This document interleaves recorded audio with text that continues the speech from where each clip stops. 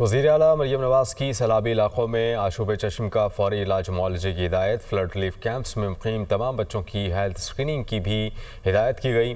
وزیر اعلیٰ نے فلڈ ریلیف کیمپ میں مقیم خواتین اور بچوں کو تحائف دیے۔